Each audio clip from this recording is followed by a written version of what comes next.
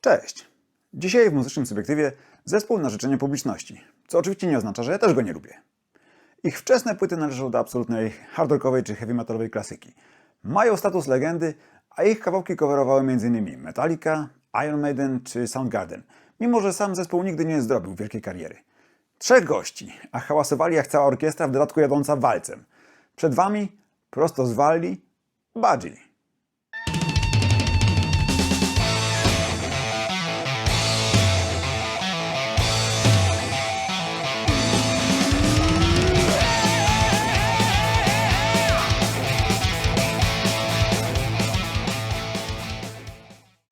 Bohaterowie dzisiejszego epizodu pochodzą, jak wiele innych fantastycznych rockowych zespołów, z Wielkiej Brytanii, ale gdybyśmy przypadkowo nazwali ich Anglikami, mogliby się obrazić, bowiem zespół założony został w Cardiff, w stolicy Walii, a za wprawienie wszystkiego w ruch odpowiada lider, basista, tekściarz i wokalista Bark Shelley.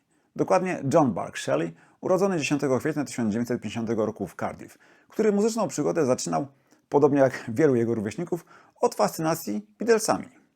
To również pod ich wpływem zaczął grać na gitarze i w wieku 13-14 lat zaczął pisać pierwsze piosenki. Do decyzji, by założyć własny zespół, Bark dojrzał w roku 1967, a był to dla muzyki rockowej rok przełomowy. Dość wymienić debiut Jimi Hendrix Experience, Are You Experienced z maja, Sgt. Pepper's Lonely Hearts Club Band Beatlesów z czerwca czy Disraeli Gear Scream z listopada. Ale na nastolatku największe wrażenie zrobiła wtedy atrakcja lokalna. Trzyosobowy zespół Love Sculpture z Cardiff, który zobaczył na żywo i który po latach Shelley określa wciąż jako najlepszy, jaki widział w życiu. Do swojego pierwszego zespołu Bark zrekrutował aż dwóch gitarzystów, Briana Goddarda i Kevina Newtona. Co ciekawe, sam też na początku był gitarzystą, ale się przekwalifikował. Jak wspomina, Goddard był słabszy od niego nawet na gitarze, ale Bark uznał, że szybciej pójdzie, jak on przeskoczy na 4 struny, a Brian się podszkoli. Shelley postanowił zająć też miejsce przy mikrofonie. Brakowało jeszcze bębniarza. Został nim Pauker z ogłoszenia. Urodzony 1 marca 1949 również w Cardiff, Raymond Anthony Phillips. Ray zaczął przygodę z instrumentem w podobnym wieku co Bark, ale od razu z wysokiego pułapu, bo dostał pod choinkę zestaw perkusyjny Premiera, który w tamtych czasach kosztował małą fortunę, 100 funtów, przy tygodniowych zarobkach mamy Raya wynoszących 13 funtów. Łatwiej zrozumieć tę zadziwiającą rozrzutność, jeśli dopowiem, że jego mama, o czym Ray nie wiedział, umierała na raka i że traktowała ten prezent jako ostatni, jaki może synowi sprawić. Na wywieszone przez Raya ogłoszenie odpowiedział Shelley, pewnego dnia pukając do jego drzwi. I tak oto klasyczna sekcja Budgie spotkała się po raz pierwszy. Przy czym o nazwie Budgie możemy na razie zapomnieć. Chłopaki nazywali się początkowo Hills Contemporary Grass. O ciężkim graniu zresztą też jeszcze nie myśleli. Początkowo szlifowali warsztat i stawiali pierwsze kroki koncertowe, wykonując głównie covery, w tym dużo piosenek popowych. Kevin Newton wytrzymał w zespole kilka miesięcy, po czym się zawinął. Chłopaki, wciąż nastawieni na granie we czterech, zaczęli szukać następcy. Odezwali się do Petera Morleya, ale ten nie był zainteresowany. Polecił im jednak gościa, którego uczył gry na gitarze. Był nim Anthony James Bosch. Nieco starszy od pozostałych, był urodzony 23 listopada 1948 roku. Tony był fanem Stonesów, Johna Mayalla i bluesa, ale pierwsze szlify zdobywał nie jako gitarzysta, tylko wokalista i harmonijkarz. W zasadzie gitarą nie interesował się, póki nie usłyszał Petera Greena, Erika Claptona i Hendrixa. Wtedy sam zapragnął wziąć do ręki wiosło, a po roku gry dołączył już do Shelley'a i spółki.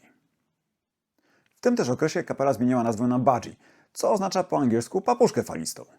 Można natrafić też na informację, jakoby początkowo zespół nazywał się Budgie Droppings, czyli w wolnym tłumaczeniu odchody papuszki. Ale zaprzeczają jej sami muzycy, więc należy ją raczej wsadzić między wyssane z palca. Natomiast wszyscy są zgodni, że chodziło o żartobliwy kontrast. Wykorzystanie nazwy kojarzącej się z czymś niewielkim i lekkim dla zespołu grającego już wtedy coraz ciężej i głośniej. Jak Shelley przyznawał, po latach nie wydawało mu się to już takie zabawne. Zespół grał coraz ciężej, szukał też inspiracji w bluesie, ale Beatlesi z jego repertuaru jeszcze nie znikali, bo tylko tak mogli liczyć na angaż w lokalnych klubach. Stopniowo zaczęli tworzyć własny materiał i organizować własne koncerty, a żeby je reklamować, zainwestowali nawet w maszynę drukarską do plakatów i ulotek. W tym okresie muzycy musieli godzić granie z normalną pracą. Ray był kierowcą furgonetki i jako jedyny z prawem jazdy pełnił też rolę zespołowego kierowcy. Tony był sprzedawcą w sklepie odzieżowym. Bark odbywał staż jako rzeczoznawca, cokolwiek to znaczy. Brian Goddard nie dał rady łączyć tych obowiązków, zwłaszcza gdy jego partnerka zaszła w ciążę. Reszta zespołu, zdeterminowana by całkowicie poświęcić się graniu, podjęła trudną decyzję i na początku 1970 roku podziękowała mu za dalszą współpracę. Już jako trio, Budgie zaczęło intensywne próby w starej drewnianej szopie we wsi Drop koło Cardiff. Zakupili też zespołową furgonetkę i wymienili sprzęt na lepszy. Bark kupił Fendera Precision, którego używał przez całą swoją karierę. Tony nabył Gibsona 345, a Ray zainwestował aż 650 funtów w zestaw bębnów Ludwiga. To była kupa szmalu, bo za dom, który kupił jakiś czas potem z żoną Carol w wiosce koło miasta Tradigar, zapłacił 500 funtów. Kupowali na raty, ale wszystko udało się spłacić i to dość szybko dzięki coraz częstszym koncertom. Chłopaki grali próby kilka razy w tygodniu. Bark z Tonem komponowali autorski materiał, a cała trójka zdawała się nierozłączna i gotowa iść za sobą w ogień, jak trzej muszkieterowie.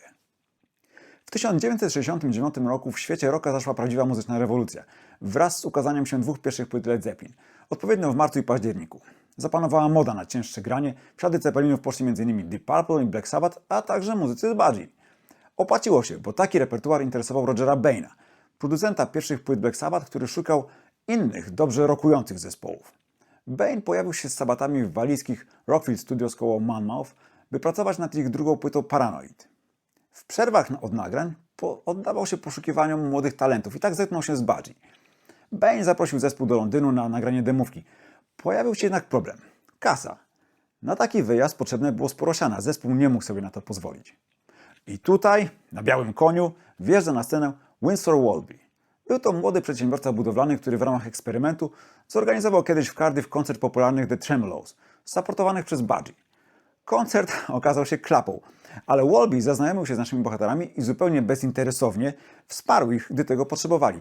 Dał im bezzwrotną pożyczkę na wyjazd i jeszcze użyczył własny samochód, by ograniczyć ich wydatki. To był taki jednorazowy akt hojności, za który Walby nigdy nie domagał się żadnej gratyfikacji. Można powiedzieć, że był dla nich prawdziwym świętym Mikołajem. Budgie pojechało do Londynu i w studiu Regent A nagrało demo z Bainem. W trakcie prac usłyszał ich David Howells, dyrektor artystyczny w MCA, i od razu zaproponował im kontrakt płytowy. Umowę fonograficzną, czyli na nagrywanie i sprzedaż płyt, podpisano ostatecznie z MCA przez pośredniczącą firmę Rogera Baina, Hummingbird Productions. Z kolei umowę wydawniczą, czyli na przykład na zarządzanie prawami autorskimi czy zbieranie tantiem, podpisano również za pośrednictwem Hummingbird Productions z firmą Essex Music, wydającą też Black Sabbath. Warunki nie były zbyt atrakcyjne. Wydawca zgarniał 50% zysków, drugie 50% szło do podziału na wszystkich trzech muzyków. Ale wówczas większość umów była gówniana, a dla naszego tria najbardziej liczył się fakt, że ukaże się płyta z ich materiałem. Zanim doszło do nagrań, już z kontraktem w kieszeni, Budgie zaczęło koncertować poza Walią. W tym okresie doszło też do chwilowej zmiany nazwy na Sixtone Budgie, która miała lepiej podkreślać związki zespołu z modnym wtedy cięższym graniem. Ale zespół dość szybko wrócił do wersji krótszej i pozostał jej wierny już do końca. Natomiast nazwę Sixtone Budgie po latach wykorzystał Ray Phillips do swojego solowego projektu. Na początku 1971 roku zespół zainstalował się w położonych na wsi Rockfield Studios z Rogerem Bainem jako producentem i nagrał swój debiutancki album zatytułowany po prostu Budgie. Zdjęcie z tyłu okładki pokazuje pastwisko dla koni, które znajdowało się zaraz za posiadłością. Z sesją trio uwinęło się w jakieś 4-5 dni, kosztowała około 450 funtów. Wszystko nagrano tak, jak to wówczas było standardem, czyli na tak zwaną setkę. Innymi słowy, na żywo w studiu, wszyscy jednocześnie.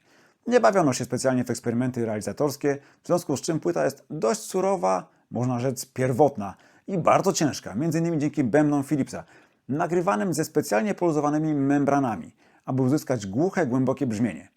Oznaczało też, że pałeczki perkusyjne nie odbijały się tak jak przy dobrze naciągniętych membranach, a perkusista musiał włożyć w ich nagrywanie więcej wysiłku.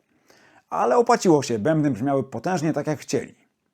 Do tego dochodzi przestrojony w dół bas, który na płycie zdaje się wręcz dominować nad gitarą. W ogóle dla basistów Budgie to jest rewelacyjny zespół do nauki, bo w mało której kapeli ścieżki gitary basowej słychać tak dobrze. No na pewno można tu wskazać jeszcze Free z kapitalnymi liniami Andy'ego Frasera. No do tego mieliśmy jeszcze przesterowaną gitarę Tonego, wygrywającą ważące po kilka ton riffy i dla kontrastu bardzo wysoki wokal Barka Shelley'a. I to jest jeden z charakterystycznych wyznaczników stylu Budgie. Nie do pomylenia z innymi zespołami. Niektórych ten wokal może irytować. Czasami ludzie pytają, czy to kobieta śpiewa, bo faktycznie wyżej, nie wchodząc w falset, śpiewało niewielu. W tej chwili na myśl przychodzi mi Geddy Lee z Rushu i David Sarkamp z Pavlov's Dog.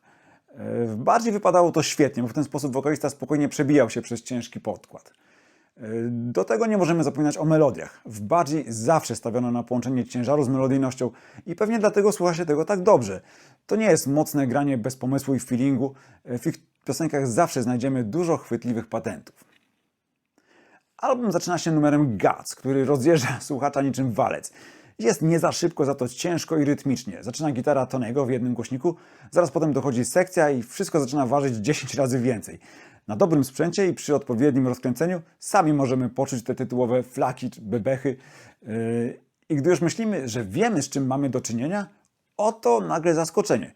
Drugi utwór na płycie to urocza miniaturka akustyczna Everything in My Heart. Dla kontrastu budująca z lekka baśniowy, a może nieco taki senny klimat. Ja zostałem tym kontrastem od razu rozłożony na łopatki i kupiony. I nie mogę im tylko wybaczyć, że ten numer trwa tak krótko. I to jest kolejny wyraźny element wyjątkowego stylu Budgie. Te zwykle dość krótkie utwory akustyczne, stojące w totalnej opozycji do mocnego riffowego łojenia, ukazujące zupełnie inne oblicze zespołu. Senny klimat zdaje się przechodzić na kolejny utwór, The Author, ten dzięki któremu David Howell z MCA zdecydował się podpisać z zespołem kontrakt. Ale to tylko pozory, bo wkrótce pojawiają się cięższe zagrywki, a ostatecznie numer przyspiesza i pędzi tak już do końca. A po nim jest jeszcze lepiej, to słynna spadochroniarka, czyli New Disintegrating Parachutist Woman, co można przetłumaczyć jako naga, rozpadająca się spadochroniarka. Absurdalne? Albo przynajmniej dziwne? No przyzwyczajcie się, bo tego typu odjazdy w krainę absurdu też są firmowym znakiem Budgie. Chociaż Bark mówi, że tu akurat inspirował go widziany gdzieś obraz o takim tytule. A muzycznie znowu jest ciężko, nawet bardzo ciężko i znowu wpierw powolnie, a potem bardzo szybko. I długo, bo numer trwa ponad 9 minut i dzieje się w nim naprawdę sporo.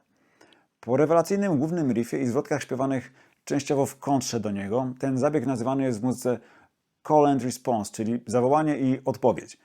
Mamy fragment świetnego unisonu instrumentów i wokalu, a potem zaczyna się jazda bez trzymanki. Sekcja zasuwa do przodu, gitara i wokal wtórują im znowu unisono, po czym zaczyna się rewelacyjna solówka Borgia, dopełniona jeszcze wokalnym skatem gitarzysty. Potem mamy jeszcze dodane w tle proste partie melotronu, nagłe zwolnienia przeplatane z przyspieszeniami i wreszcie całość wraca do głównego riffu. Naprawdę robi wrażenie. Następne w kolejce mamy bujający Rape of the Locks. Jak Bark Shelley mówi, jego protest song przeciw prześladowaniu ludzi z długimi włosami. Fajnie wypada w nim zwłaszcza część środkowa, z solówkami i zmianami tempa. O następnym na płycie All Night Patrol sam zespół nie ma najlepszego zdania. Według Raya i Barka jest to bardziej wypełniacz niż jakieś cudo. Nagranie cierpi zwłaszcza przez kiepski mix. No tutaj akurat ta gitara jest tak cofnięta w zwrotkach, że prawie jej nie słychać. No a szkoda. Ciekawostką jest, że wykorzystano w tym numerze podwójne solo gitarowe, a Shelley nagrał tu 2 ścieżki basu. Zaraz po tym numerze mamy drugą chwilę wytchnienia, znowu akustyczne i znowu piękne You and I. A na koniec, w Homicidal Suicidal, znowu robi się tłusto, ale i kołysząco. I znowu mamy lekcję zmieszania temp i wrzucania do jednego numeru kilku różnych riffów. Coś, w czym mistrzami byli Black Sabbath. Być może za pomysły aranżacyjne był w jakimś stopniu odpowiedzialny siedzący w reżyserce Roger Bain, produkujący również zespół Iommiego. Całości dopełniała okładka autorstwa Davida Sparlinga, na której zadebiutowała maskotka zespołu The Budgie Man, czyli człowiek z głową papuszki, galopujący na koniu przez przestworza. Podczas tej sesji zarejestrowano również utwór Crash Course in Brain Surgery. Szybki, ostry, dynamiczny, zupełnie jakby bardziej chciało mieć swoje Communication Breakdown czy Paranoid. Wydano go na singlu we wrześniu 1971 roku, ze skróconą wersją spadochroniarki na stronie B. Nie został on uwzględniony na brytyjskiej wersji longplaya, ale znalazł się na wersji amerykańskiej, australijskiej i nowozelandzkiej, więc kolekcjonerzy możecie szukać. Sam album wyszedł w Wielkiej Brytanii 30 lipca 1971 roku i zebrał w większości pozytywne recenzje. Zaskarbił sobie również sympatię DJ-a z Radia Luksemburg, Kida Jensena, który odegrał też sporą rolę w promowaniu w tym okresie m.in. Thin Lizzy. Dużą część promocyjnej roboty odwalał sam zespół, zwłaszcza Ray Phillips, obdzwaniający promotorów i dziennikarzy i wysyłający im debiutancki album. Być może w ten sposób spłacał też dług wdzięczności, bo mimo że autorami kompozycji byli Shelley i Borge, na tej i kolejnych płytach jako autorzy widnieli wszyscy członkowie zespołu. Jak na 3 muszkieterów przystało. Ich menadżerem został kolega Raya pracujący w MCA Graham Maloney. I z perspektywy czasu zespół ocenia, że nie było to do końca rozsądne posunięcie. Koleś, przynajmniej na początku, najwyraźniej słabo ogarniał. bo na porządku dziennym były akcje takie jak z trasą po Europie. Jak wspomina Ray, pewnego dnia otrzymali telefon, że następnego jadą w trasę po kontynencie. Zaczęli na gwałt pakować się i kupować żarcie na podróż. A zaraz potem dostali od Moleneya drugi telefon, w którym uprzejmie poinformował ich, że trasa została jednak odwołana. To pozostało się rozpakować i rozdać zgromadzoną żywność. Czas między wydaniem debiutanckiego albumu a kolejną płytą wypełniły bardziej głównie klubowe koncerty na Wyspach, a także wizyty w radiu, np. na sesji BBC w audycji Johna Pila. W 1972 roku wrócili do studia Rockfield, aby, znowu u boku Rogera Baina, nagrać drugi longplay, zatytułowany ostatecznie Squawk, czyli skrzek. Chodzi o odgłos wydawany przez ptaki, przede wszystkim papugi. Tym razem Bainowi pomagał jako inżynier dźwięku Tom Allom, z którym współpraca nie układała się jednak pomyślnie. Szczególnie Ray Phillips obwinia go za kiepskie brzmienie garów i fakt, że MCA kazało całość miksować ponownie. Po remiksie perkusja, jak i reszta ścieżek brzmiała lepiej, ale bębniarz do tej pory nie wyraża się najlepiej o dźwiękowcu. Sam album zaczyna się wydanym też na singlu Whiskey River, który kontynuował riffowe granie z pierwszej płyty, ale był też ciekawie zbudowany na stałym rytmie, za który odpowiadał zwłaszcza podwójny bęben basowy. Czyli to, co dzisiaj w graniu heavy metalowym i ostrzejszych gatunkach metalu jest w zasadzie standardem, przy czym raczej używa się podwójnej stopy uderzającej w jeden bęben basowy, inaczej centralę, co jest rozwiązaniem tańszym i wygodniejszym do transportowania niż dwa bębny basowe. Singiel został wydany w marcu 1972 roku i ponownie we wrześniu, gdy ukazał się cały album. Bardziej pozostało wierne stylistyce obranej na pierwszej płycie, o czym najlepiej świadczyły utrzymane w duchu debiutu Rocking Man i rewelacyjny Hot as a Docker's Armpit z lekko jąkającym się riffem, zmianami tempa, zwłaszcza pod solówką, oraz z marszową końcówką zaczerpniętą ze suity Planety Gustawa Holsta. Dokładnie z części Mars Bringer of War, która jest chyba ulubionym przez rockmanów fragmentem muzyki klasycznej, bo wykorzystywali ją też m.in. King Crimson w swoim The Devil's Triangle, Andromeda w Return to Sanity, a przede wszystkim Diamond Head we wstępie do słynnego Am I Evil. Tytuł Hot as a Docker's Armpit to także popis abstrakcyjnego humoru Shelley'a. W wolnym tłumaczeniu oznacza to gorąca czy napalona jak pacha Dockera. Ponoć podwędził go z wypowiedzi Steve'a Marriotta. Tak mu się ten cytat, ten tekst spodobał. Na płycie mieliśmy znowu dwa utwory akustyczne, tym razem nieco dłuższe niż miniaturki z debiutu. Rolling Home Again, skoczny i pogodny, trochę taki w stylu country, dobry do nucenia, oraz piękny, rozmarzony Make Me Happy. Jeżeli miałbym się czegoś czepiać, to ewentualnie Drugstore Woman i instrumentalnego Bottle z partią gitary slide w wykonaniu Boża, które są raczej przeciętne, niczym specjalnie nie powalają. Inaczej niż w przypadku epickiego Young is the World, bardzo klimatycznego, w którym spokojniejsze akustyczne granie spotyka się z ciężkimi riffami i dźwiękami melotronu.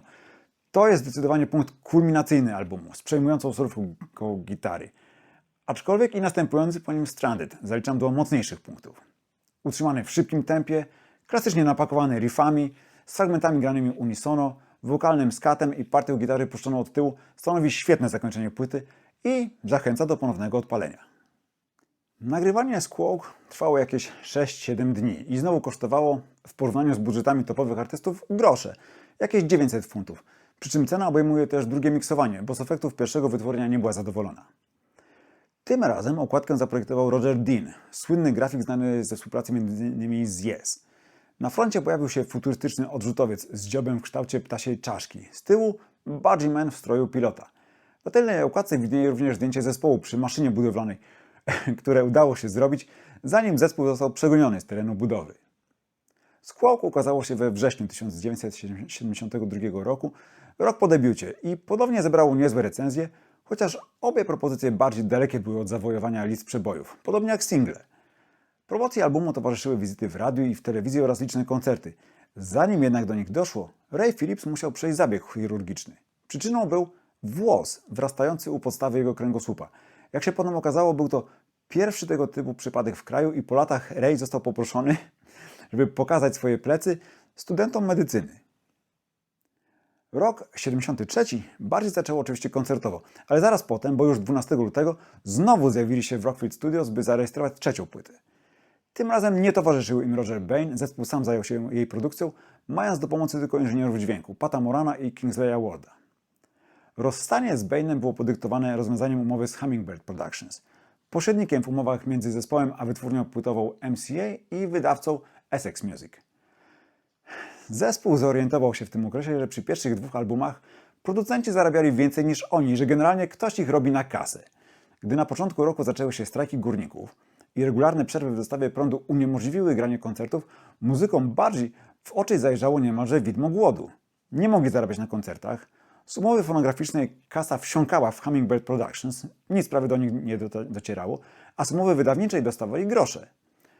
Ostatecznie MCA uwolniło ich od umowy z Hummingbird Productions i podpisało kontrakt płytowy bezpośrednio z zespołem.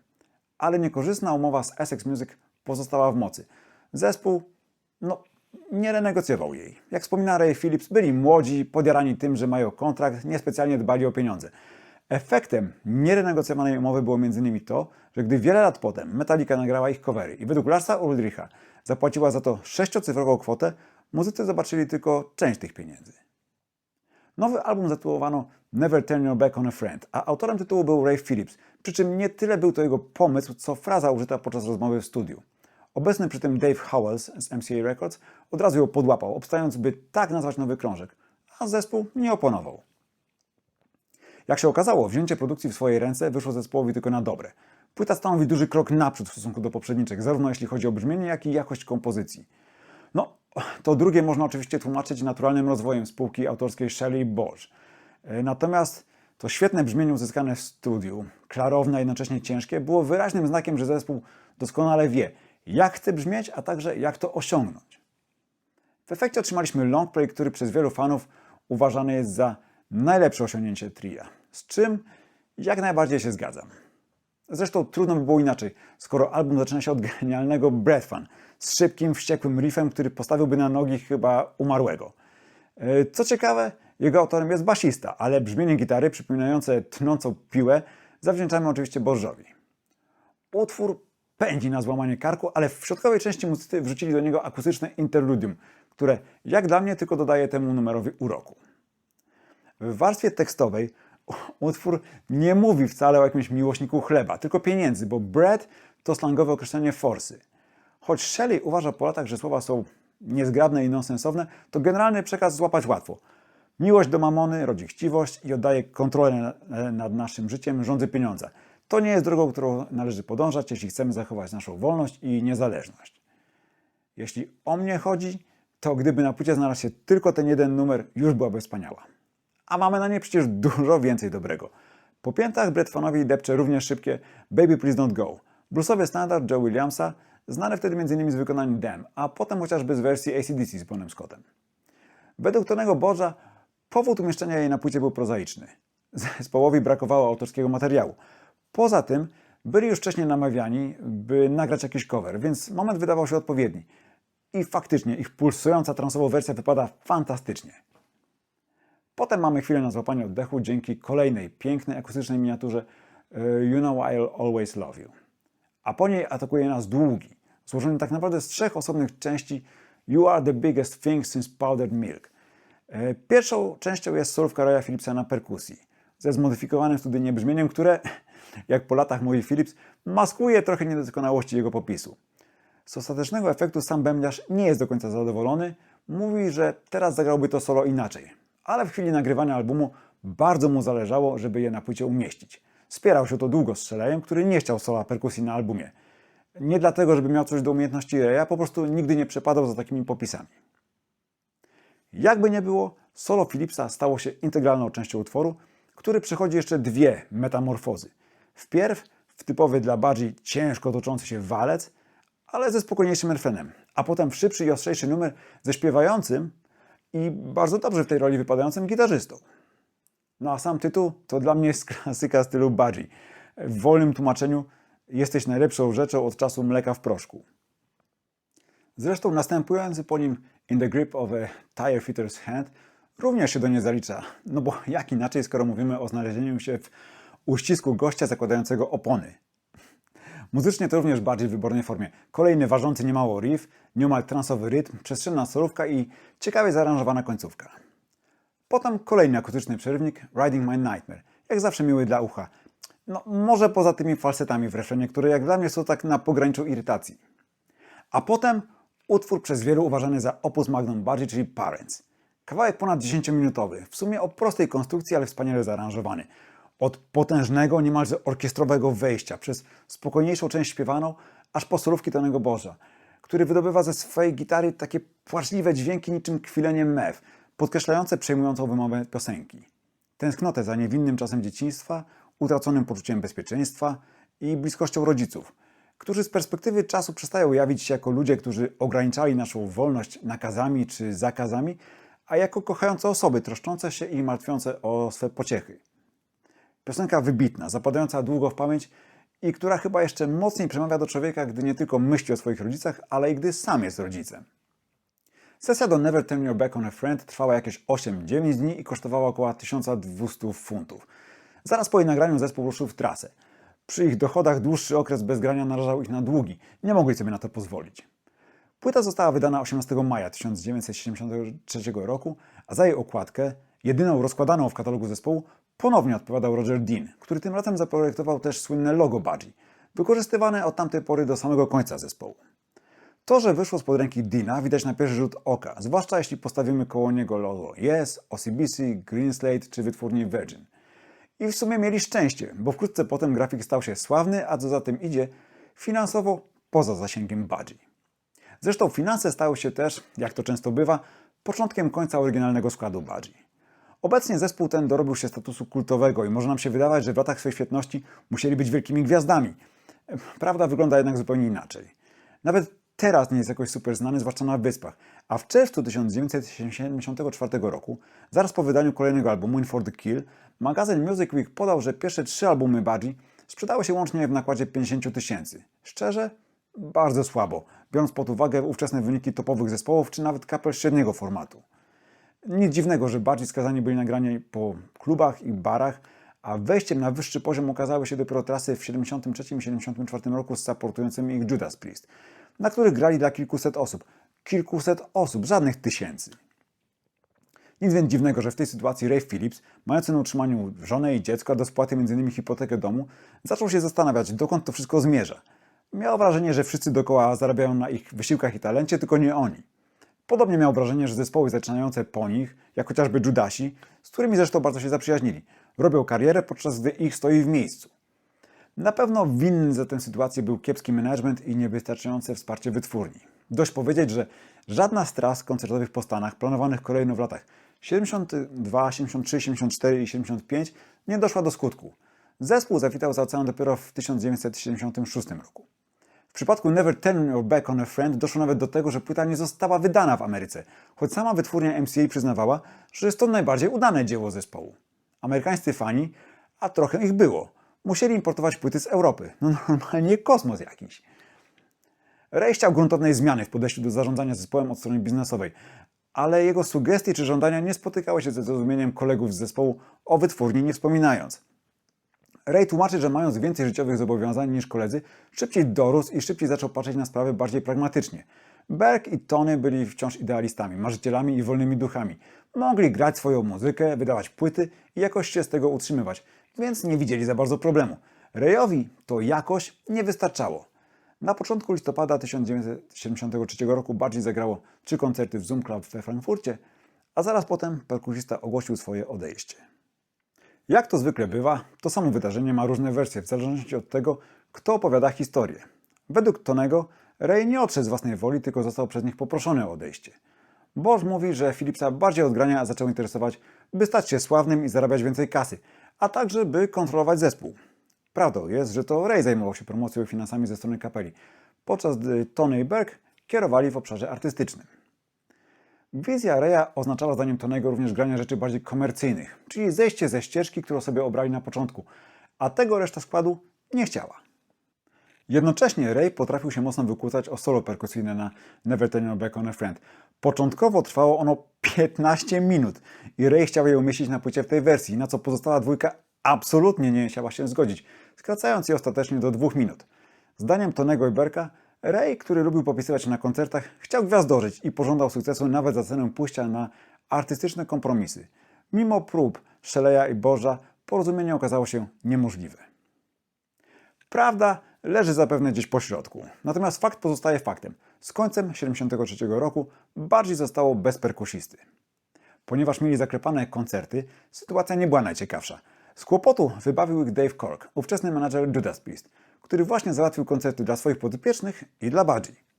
Odezwał się do znajomego perkusisty, Pita Buta, na co dzień grającego w Bullion, i zapytał, czy zgodzi się zagrać w zastępstwie. Mimo że nie znał muzyki Budgie, Pete zgodził się i tego samego dnia zagrał z nimi w Lincoln swój pierwszy koncert. Początkowo But miał być tylko dorywczym bębniarzem. Shelley już wtedy chciał do składu ściągnąć Steve'a Williamsa z Quest. Ale nie wyszło i po koncertach w Hiszpanii Pete dostał angaż na stałe. Ponoć Barkowi zaimponowało, gdy naprawił zepsutą ciężarówkę ze sprzętem. But szybko wpasował się w zespół muzycznie, ale nie towarzysko. Jak sam mówi, nie zakumplowali się z Berkiem. W zasadzie to go nie lubił. Uważał, że Berg zgrywa tajemniczego, unika fanów i generalnie nie jest zbyt sympatyczny. Tony czy różni fani nie potwierdzają tej opinii, więc może chodziło o coś innego. Faktem jest, że Pete, podobnie jak Ray, lubił się popisywać na scenie i to mogło irytować Shelley'a. Budgie jako zespół bez sukcesu komercyjnego, występujący w stosunkowo małych salach, musiało grać dużo, aby się utrzymać na powierzchni. Pierwsze miesiące 1974 roku były więc okresem na wariackich papierach. Koncerty po całym kraju, a w międzyczasie komponowanie i nagrywanie nowego albumu. Tym razem zespół przed rozpoczęciem sesji miał gotowe tylko 3, może 4 numery. Resztę trzeba było wymyślać na poczekaniu. W dodatku w planach była trasa po Niemczech i miksowanie płyty kończyli praktycznie z ciężarówką czekającą z odpalonym silnikiem, żeby ich zawieźć na kontynent. Nic dziwnego, że, jak przyznaje sam zespół, In for the Kill był robiony w pośpiechu i wymagałby dopracowania. Tytuł można tłumaczyć na rzeź, albo też rzutem na taśmę. I Berg żartuje, że to dobrze oddaje atmosferę, w jakiej album powstawał. Jak na ironię, nie przeszkodziło mu to, jako pierwszemu w dorobku Budgie, wejść na listy przebojów. Na układce tym razem papuszka ustąpiła miejsca Sokołowi Wędrownemu. I jakby adekwatnie do jego charakteru, płyta zaczyna się drapieżnie. Wpierw słyszymy Tonego ze swoim nowym nabytkiem, Gibsonem SG, którym zastąpił poprzednią gitarę Gibsona 345. Ponoć Tony miał dosyć marudzenia menadżera i Shelley'a, by sprawił sobie nowocześniejszy sprzęt. Jadąc kiedyś z całą ekipą stanęli w korku i rozmowy znowu zeszły na gitary. Zmęczony już tym Tony zobaczył, że akurat mijają sklep muzyczny, więc kazał się zatrzymać, wszedł do sklepu i kupił nowego Gibsona SG, w rozliczeniu oddając starą gitarę. Po tym krótkim wstępie gitarowym Budgie odpala szybki, rytmiczny riff utworu tytułowego, któremu trudno się oprzeć. Potem następuje środkowa część, sprawiająca wrażenie nagranej w innym studiu lub przy innym ustawieniu mikrofonów i wstawionej w klamrę, jaką jest początek i koniec utworu. Ale nie zmienia to faktu, że ten środek też się świetnie toczy, a jako całość piosenka jest jednym z mocniejszych punktów na płycie. Drugim killerem jest dynamiczny Crash Course in Brain Surgery. Tak naprawdę wykorzystany ponownie, z braku dostatecznej ilości materiału, bo przecież był to singiel wydany jeszcze w 1971 roku. Tutaj tylko na nowo zmiksowany. Ponieważ singiel nie był specjalnie popularny, włączenie piosenki na album miało sens. Dzięki temu mogła dotrzeć do większej liczby osób. I faktycznie, większość fanów zna tę piosenkę właśnie z In for the Kill. Po tych dwóch muckach na początek mamy chwilę akustycznego wytchnienia. Kolejna spokojna perełka autorstwa Shelley'a, Wondering What Everyone Knows. Z ciekawostek. Instrumenty perkusyjne, które można wziąć za konga, to w rzeczywistości werbel i membrana banjo, na których Pete But grał rękami. A potem mamy klasyczną rozwałkę w stylu Budgie. Niesamowicie ciężki zoom clap, zaczynający się wprawdzie lekko funkującą gitarą, która wcale tego ciężaru nie zapowiada. Zresztą na tym polega urok tego numeru, na budowaniu napięcia i przyciąganiu uwagi. Oparty jest w sumie na prostym, powtarzanym w nieskończoność w różnych wariacjach riffie, z chwytliwym refrenem i całym mnóstwem zagrywek i gitarowych patentów w środku. Blisko 10 minut hipnotyzującej muzyki, po której jesteśmy cudownie wymaglowani. I na oryginalnym winylu tu kończyła się pierwsza, moim akurat zdaniem ta lepsza część płyty. Wiem, tu wielu fanów się ze mną nie zgodzi, ale dwa następne numery jakoś mnie nie przekonują. Hammer and Tongs jest majestatycznie kroczącym, znowu ważącym całkiem sporo bluesem. Mi przypomina mocno Dazed and Confused Led Zeppelin. Przy czym w przeciwieństwie do arcydzieła Zeppelinów, Budgie nigdzie w nim nawet na chwilę nie odlatuje. Wręcz przeciwnie, kończy się dość stereotypowym 12-taktowcem. Ja wiem, to jest blues, liczy się feeling i tego chłopakom odmówić nie można, zwłaszcza solówką Tonego. A jednak czegoś mi w tym utworze brakuje. Jest poprawnie, ale mnie nie porywa. Chociaż i tak jest ciekawiej niż w Running From My Soul, który dla mnie jest niczym nie wyróżniającym się dynamicznym bluesikiem. Oczywiście, wszystko się w nim zgadza i pewnie fajnie się w nim dżemowało na scenie, ale szczerze, nie tego szukam na płytach Budgie. Na szczęście album kończy się mocnym akcentem, rozbudowanym Living on Your Own, ciekawie zaaranżowanym, m.in. ze środkową częścią nawiązującą do Jeff's Bolero Jeffa Becka. I tych nawiązań jest tu zresztą więcej, bo Berg przyznaje, że pierwszą część utworu oparli na piosence Frederick Jordan Glass Menagerie.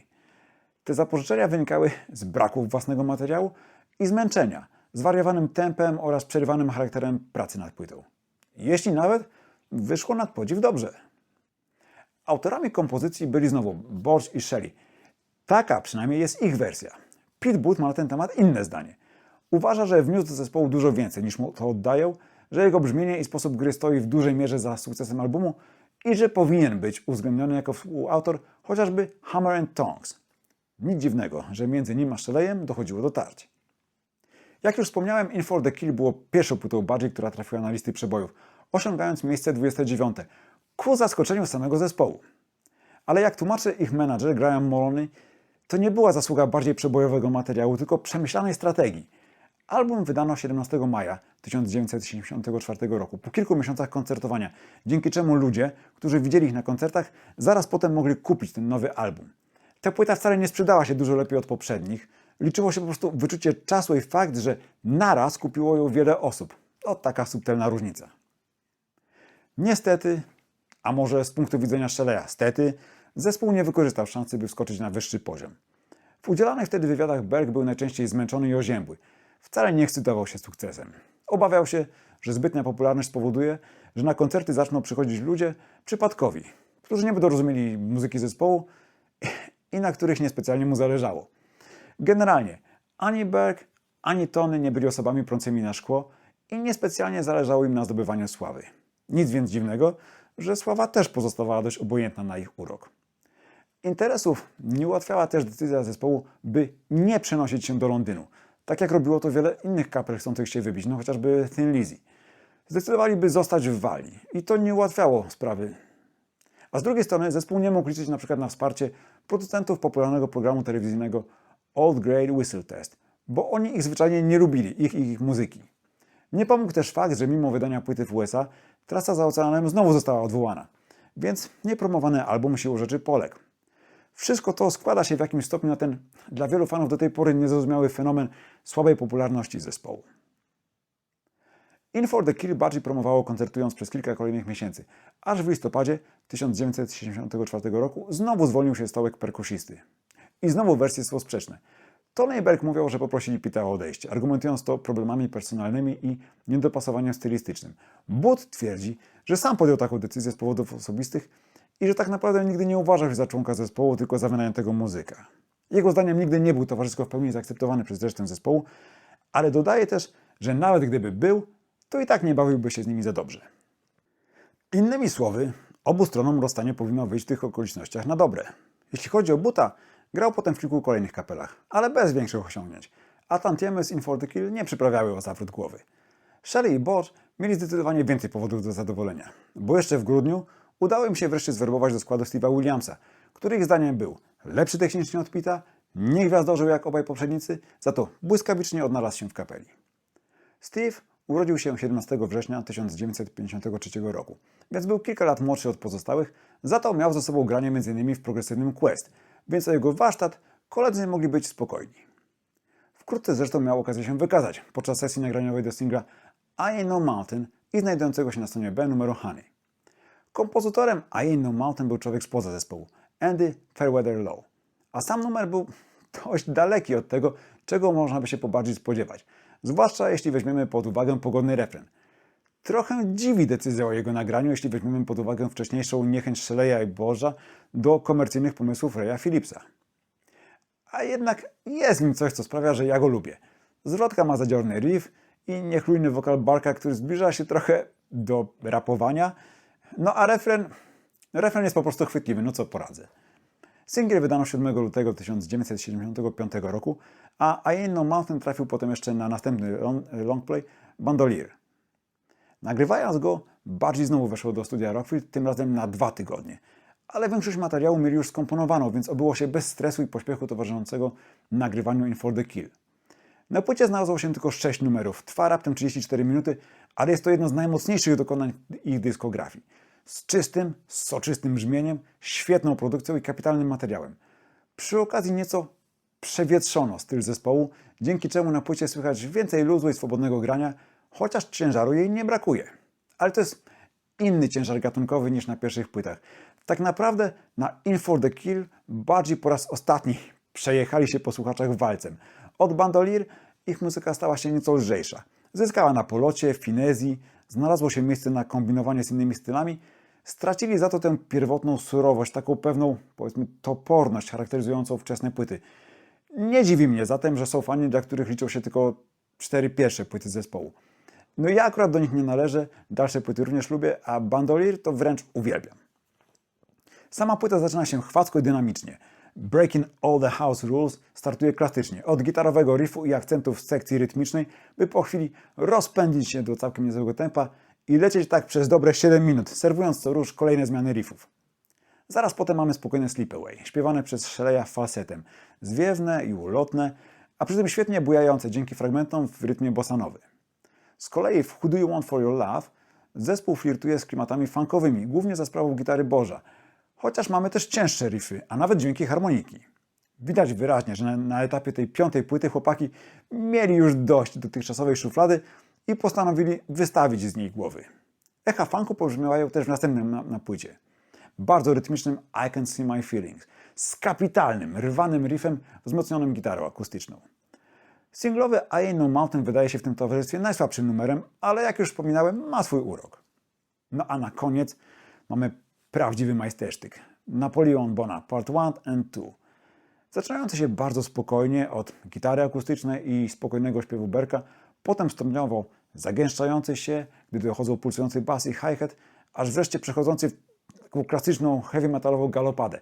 Tony Bosch mówi, że chodziło mu o oddanie szarży kawalerii i zdecydowanie się udało. Oczywiście przykładów podobnego rytmu mieliśmy w muzyce hard rockowej czy heavy metalowej już wcześniej. Dość wspomnieć Immigrant Song Led Zeppelin, Children of the Grave Black Sabbath, no a przede wszystkim Hard Loving Man Deep Purple. Ale numer Budgie ze swoją taką dychotomiczną, progresywną strukturą stanowi moim zdaniem najbardziej oczywiste źródło inspiracji dla późniejszego stylu zespołów takich jak chociażby Iron Maiden. Genialny kawałek i genialne zakończenie albumu. Wydany we wrześniu 1975 roku Bandolier osiągnął 36. miejsce na brytyjskiej liście. Aczkolwiek miał na to też wpływ chwilowy brak silnej konkurencji. Jak mówi Steve Williams, gdyby w tym momencie było więcej przebojowych płyt, nie poradziliby sobie tak dobrze. Późniejsze płyty sprzedawały się czasami nawet lepiej, a i tak nie zaszły tak wysoko. No cóż, najwyraźniej mieli dobre wyczucie czasu. Ale nie da się też ukryć, że całość do tej pory robi wrażenie i słusznie zebrała wtedy bardzo pozytywne recenzje.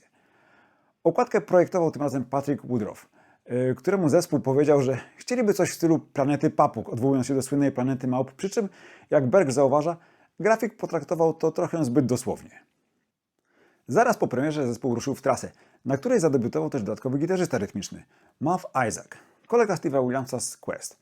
Muff nigdy nie został oficjalnym członkiem Budgie, wspierał zespół na koncertach, by udało się oddać bogatsze aranżacje studyjne. W czasie koncertów w Europie Budgie dotarło po raz pierwszy za żelazną kurtynę, do Berlina Wschodniego.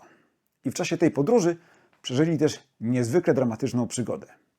Do Berlina jechali drogą szybkiego ruchu, ale prawy pas był na niej zablokowany. Tony Bosch był z ekipą techniczną w ciężarówce ze sprzętem, którą prowadził Mike Owens, jeden z technicznych. Reszta zespołu podążała za nimi w busie. Przed nimi jechał jakiś tir.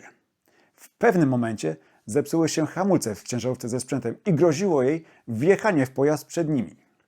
Ponieważ nie mogli zahamować ani zjechać na prawo, Mike Owens zjechał na lewy pas, czyli pod prąd. I pruł tak, wywołując popłoch w samochodach nadjeżdżających sprzeciwka, póki auto się nie zatrzymało, wytraciwszy całą prędkość.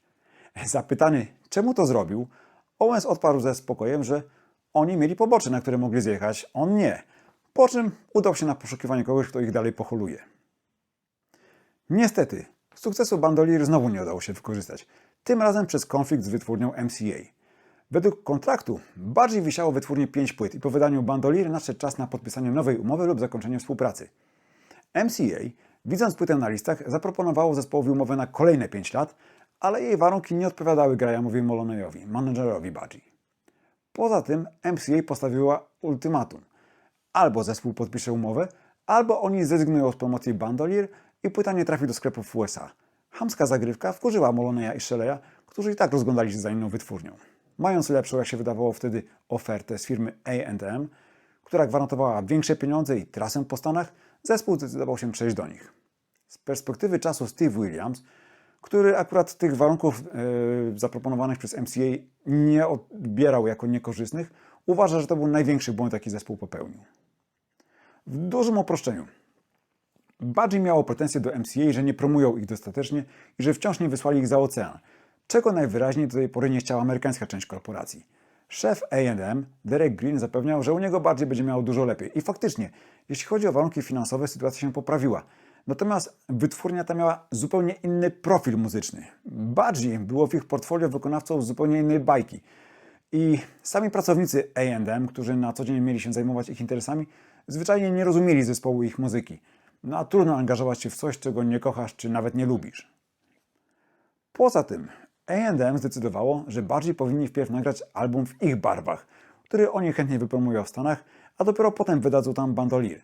Innymi słowy, mając w rękach świetną płytę, wstrzymali jej sprzedaż w Ameryce, ponieważ była nagrana jeszcze dla MCA, a woleli zacząć od promowania własnego dziecka.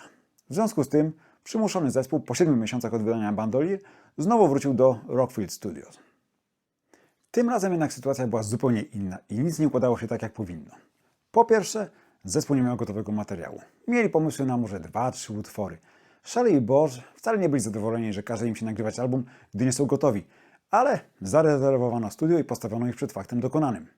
Ponieważ A&M płaciło za czas studyjny i nie cisnęło ich z terminami, postanowili komponować w studiu, co jednak nie było najlepszym pomysłem. Do tej pory zazwyczaj większość materiału mieli ograną na koncertach. Wypróbowaną w boju, zaprezentowaną przed publiką, wielokrotnie poprawianą, ulepszaną. Teraz startowali prawie od zera. Po drugie, w tym czasie wszyscy przeżywali problemy małżeńskie, co nie zmienia faktu, że ich żony pojawiały się w studiu w czasie sesji, co z pewnością niczego nie ułatwiało. Po trzecie, tym razem nagrywali w drugim pomieszczeniu Rockfield Studios, którego jeszcze nie znali, a które okazało się mieć gorszą akustykę. A na dodatek Steve Williams zmienił w tym czasie perkusję i na miejscu okazało się, że za cholerę nie mogą uzyskać satysfakcjonującego brzmienia. Wreszcie po czwarte, spółka autorska Shelley Bosch zaczęła się rozpadać. Panowie coraz częściej komponowali oddzielnie, a zmęczenie ciągłym kieratem. Koncerty, sesja nagraniowa, koncerty, sesja sprawiało, że zaczęła się twórcza stagnacja. W tej sytuacji muzycy nie robili specjalnej selekcji pomysłów. Brali praktycznie wszystko jak leci i kleili numery z fragmentów. Byle tylko zapełnić album i mieć sesję z głowy. Nic dziwnego, że w tej atmosferze powstała płyta, której sam zespół nie lubi za bardzo. Co do tego, że ma kiepskie brzmienie, zgodni są wszyscy. Graham Moloney mówi wprost, że If I Were Britannia, I'd Waive the Rules, bo taki otrzymała tytuł, to zwykłe gówno. Steve Williams również jej nie cierpi i mówi, że gdy ktoś uważa Brytanię za swoją ulubioną płytę Budgie, to patrzcie na niego jak na niespełna rozumu. Bark i Tony są bardziej powściągliwi, ale przyznają, że nie jest to ich najlepszy album. Ja aż tak ostry w swojej ocenie jak Moloney nie będę, ale na zdziwione spojrzenie Williamsa też nie zasłużę. Przyznaję, że z płyt z Tonym Berzem uważam ją za najmniej udaną. Generalnie, jak już ją sobie odpalę i słucham, nie jest źle. Problem w tym, że po jej przesłuchaniu niewiele zostaje w głowie. Numery są w większości dość przeciętne i nijakie, bez charakterystycznych riffów, które wgryzałyby się w mózg. Co ciekawe, w 3 pierwszych piosenkach zabrakło nawet solówek Tonego. Z nich najsłabiej wypada utwór otwierający płytę And Again. Drugi, numer tytułowy, jest ciekawszy. Sporo się w nim dzieje, znowu pobrzmiewają echa funko, podobnie jak w zakończeniu następującej po nim sympatycznej balladki You're Opening Doors, w której słychać też klawisze. Czwarty z kolei, Quactors and Bureaucrats, całkiem fajnie buja. Rzecz w tym, że właśnie takie epitety przychodzą mi na myśl. Ciekawy, sympatyczny, fajny, żadne w stylu świetny, doskonały, czadowy. Lepiej wypada druga strona oryginalnego winyla. W Sky High Percentage wreszcie mamy więcej energii, dynamiki. Chociaż do ciężaru chociażby z Bandolier daleko. Balladowe Heaven Knows Our Name jest piosenką Tonego Boża z ładną partią gitary, a gitarzysta dodatkowo w niej zaśpiewał. Zresztą całkiem udanie. Steve Williams wspomina, że podczas prac nad tym numerem, nad miksem, chciał usunąć kilka dźwięków dzwonków, które tam zagrał. A że było to po jego powrocie z pubu, przypadkowo zamiast dzwonków skasował kawałek partii bębna basowego. Mówi, że nigdy tak szybko nie wytrzeźwiał. W panice rozstawił bęben basowy, zaryglował drzwi, żeby Tony nie mógł przypadkiem wejść do środka i przez 3 godziny próbował dograć 2 takty, uzyskując brzmienie jak w podstawowym nagraniu. Ostatecznie Tony się nie zorientował, więc chyba się udało. W moim odczuciu to nie jest zła płyta, po prostu niczym się specjalnie nie wyróżnia, jest nijaka. A w zasadzie prawie niczym, bo mamy jeszcze kończący ją Black Velvet Stallion, który jak dla mnie jest nie tylko najlepszym utworem na krążku, ale w ogóle jednym z najlepszych w repertuarze Budgie. Mroczny klimat, budowany przez pulsujący, hipnotyczny bas, pobudza wyobraźnię słuchacza, a surówki Tonego, takie jakby poszarpane, z lekka szalone, należą do jednych z jego najznakomitszych. Całość kończy potężny akord wzmocniony przez fortepian. Według wspomnień muzyków uzyskali ten efekt, kładąc kolumnę głośnika pod otwartym fortepianem, dzięki czemu uderzenie w struny gitary wzbudziło dodatkowo struny fortepianu. Tytuł płyty If I Were Britannia, I'd Waive the Rules, czyli w wolnym tłumaczeniu Gdybym był Brytanią, olałbym zasady, pochodził z listu jednej gorliwej fanki, Jill z Nowej Zelandii, która często zamieszczała tego typu sformułowania. To szczególnie przypadło do gustu Shelley'owi i zostało użyte jako tytuł płyty wraz z literówką, ponieważ Britannia jest tu pisane przez podwójne T zamiast podwójne N. Sam zwrot nawiązuje do pieśni patriotycznej z tekstem Rule Britannia, rule the waves, czyli rządź Brytanio, rządź na falach, czyli na morzach i oceanach, i wykorzystuje grę słów. Płyta na Wyspach została wydana 26 kwietnia 1976 roku i dotarła do 73 miejsca na listach, co było sporym rozczarowaniem po wynikach In for the Kiri i Bandolier. Recenzje były mieszane, część entuzjastycznych, część mieszała album z błotem. Ogólne wrażenie było chyba wypadkową tych skrajnych opinii. Podobnie jak sam zespół, słuchacze nie do końca wiedzieli, w którym kierunku to wszystko zmierza. Na szczęście na koncertach zespół dawał czadu jak zawsze i fani nie mieli powodu do narzekań, a ich szeregi stopniowo rosły. Wydanie nowej płyty bardziej promowało występami na Wyspach, m.in. na dużych festiwalach oraz na kontynencie, m.in. w Holandii, Niemczech i Szwecji. A pod koniec roku wreszcie udało im się zawitać za ocean. Zagrali 15 koncertów i byli przeszczęśliwi. Ich marzenie wreszcie się spełniło, a reakcje były więcej niż obiecujące. Dobrze wsparta promocyjnie przez A&M Britannia zbierała pozytywne recenzje i nieźle się sprzedawała. A wytwórnia wykupiła też od MCA licencję i wydała wreszcie na rynku amerykańskim Bandolier. Więc wyglądało na to, że sukces jest coraz bliżej. Ale po powrocie do kraju okazało się, że na topie jest już teraz punk rock, a bardziej wraz z innymi zespołami o odpowiednim stażu traktowani są jak stare dziady. W tej sytuacji A&M podjęło decyzję, by skupić się na Ameryce, w związku z czym zespół przeniósł się wraz z rodzinami do Toronto. Przeprowadzka oznaczała dużo niższe koszty organizowania kolejnych tras po Stanach. Tylko czemu akurat Kanada? No cóż, tam było taniej niż w Nowym Jorku, a nikt z kapeli nie chciał mieszkać w Los Angeles. Zespół zresztą bardzo dobrze wspomina ten pobyt za granicą, aczkolwiek pomysł, by wszyscy z rodzinami zamieszkali w jednym bloku mieszkalnym, tak naprawdę drzwi w drzwi, nie należał do najszczęśliwszych. Zamiast mieć od siebie trochę odpoczynku, byli blisko siebie 24 godziny na dobę, co nie jest najlepszym rozwiązaniem w sytuacji, gdy wszystkie 3 małżeństwa się rozpadają. Graham Moloney wspomina, że zaczęły się akcje w stylu Spinal Tap, gdy szanowne małżonki zaczęły wtrącać się do spraw zespołowych. W takich momentach panowie najchętniej zaszywali się w sali prób i ogrywali materiał na kolejną płytę Impeccable. Samych nagrań dokonali w studiu Springfield Sound, zaledwie 200 km od Toronto. Do dyspozycji zespół miał 24-ścieżkowy sprzęt nagraniowy, spory przeskok od 8 śladów, na których rejestrowali pierwsze płyty. Na czas nagrań zespół zadomowił się w studio, ale bez menadżera Grahama Moloneya. Steve Williams przekonał pozostałych, że lepiej zrobią nagrywając płytę bez jego obecności. Co więcej, mimo propozycji wytwórni, która chciała nająć doświadczonego producenta, Budgie znowu samo zajęło się produkcją. Zdaniem Moloneya to był wielki błąd. A&M ładowało w zespół dużo kasy. Sama sesja do Impeccable trwała dużo dłużej niż do poprzednich płyt, wraz z miksami jakieś 3 miesiące. Wszystko kosztowało krocie. Potrzebna była więc dobra płyta albo chociaż mocny singiel, który na to wszystko zarobi. Tymczasem powstała płyta, która komercyjnie przepadła. A szkoda, bo moim zdaniem Impeccable prezentuje się świetnie, zarówno pod względem materiału, jak i brzmienia. Oczywiście to jest już to oblicze lżejsze i bardziej kombinujące niż na 4 pierwszych albumach, ale w dalszym ciągu mówimy o hard rockowej kapeli, a zawartość krążka jest dla fanów takiej muzyki bardzo apetyczna. Główny problem ze sprzedażowego punktu widzenia polegał na tym, że była za mało chwytliwa. Trudno na niej wskazać piosenkę, która mogłaby stać się przebojowym singlem. i była za ambitna. Dużo utworów było fajnie pokombinowanych rytmicznie, ciekawie zaaranżowanych, riffy nie były łopatologiczne, co podnosiło poprzeczkę dla rozgłośni radiowych czy przeciętnych słuchaczy. Sam album zaczyna się świetnym, chętnie wykonywanym na koncertach Melt the Ice Away z takim długim riffem i zagrywkami Call and Response. Krótki, dynamiczny, z błyskotliwymi solówkami Boża, bardzo dobre otwarcie. Love for You and Me zwalnia tempo, za to fajnie buja, czuć w nim trochę funku. Spokojniej robi się w bardzo ładnym All at Sea. I Budgie już dawno zrezygnowało z akustycznych miniatur na rzecz pełnoprawnych ballad. No i bardzo dobrze, bo Shelley miał zawsze rękę do pisania takich kawałków. No a potem robi się ciut dziwnie. Dish It Up i Pyramids mają nieoczywiste rytmy i nieco zakręcone riffy.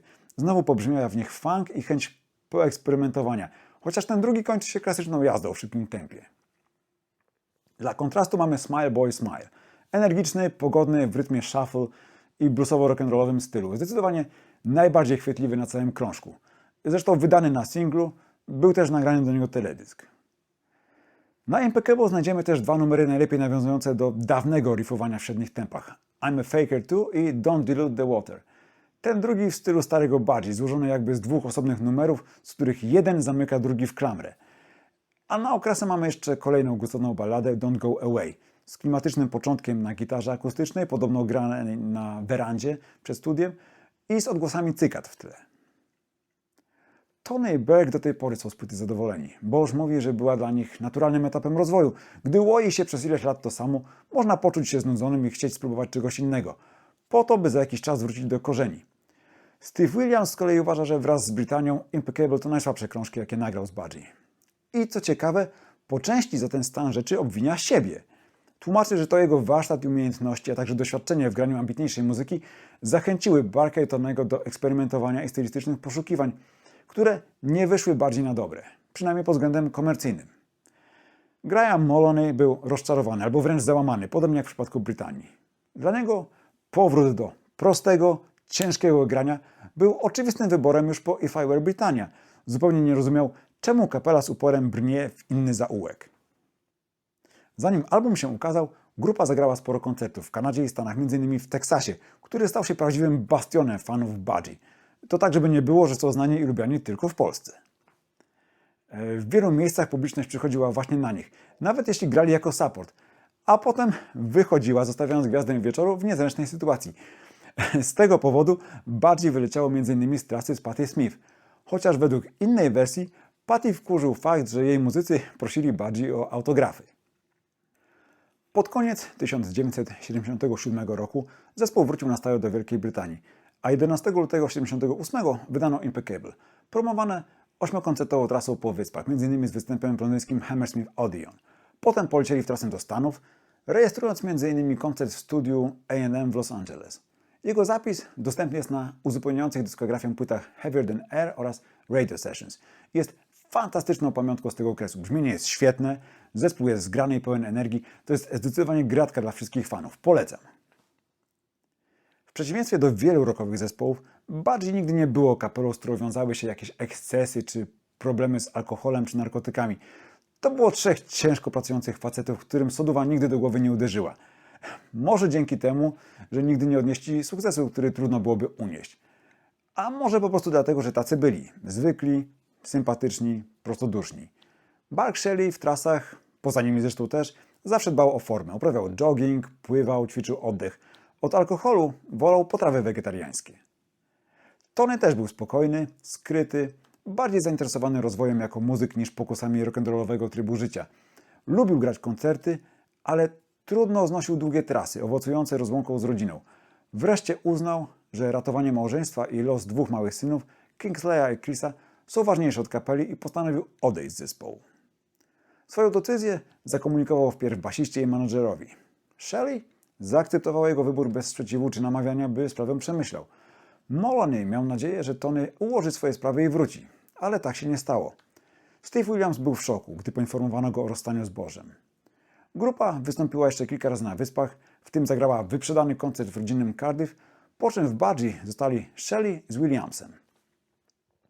Co więcej, Bardziej zostało wtedy w zasadzie totalnie opuszczone. Oprócz Tonego z zespołem rozstali się wspierający ich na koncertach gitarzysta rytmiczny Muff Isaac oraz menadżer Graham Moloney.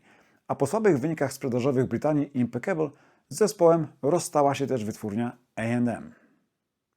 Jakiś czas później Tony Bosch żałował swojej decyzji i tego, że nie rozwiązali tej kwestii inaczej. Tak naprawdę potrzebował tylko kilku miesięcy odpoczynku, by ułożyć swoje sprawy, a potem był chętny wrócić do składu. Tyle, że głupio mu było prosić o powtórne przyjęcie, gdy tak zostawił chłopaków na lodzie. A z kolei od Shelley'a nigdy takie zaproszenie nie wyszło. No, szkoda. Po odejściu z Budgie Tony pracował m.in. jako dostawca przesyłek. Potem odnowił kontakt z Rayem Phillipsem i wspólnie założyli zespół Tredegar, z którym nagrali jedną bardzo fajną heavy metalową płytę zatytułowaną zwyczajnie Tredegar. Jednak po jakimś czasie Tony z zespołu zrezygnował i podjął pracę.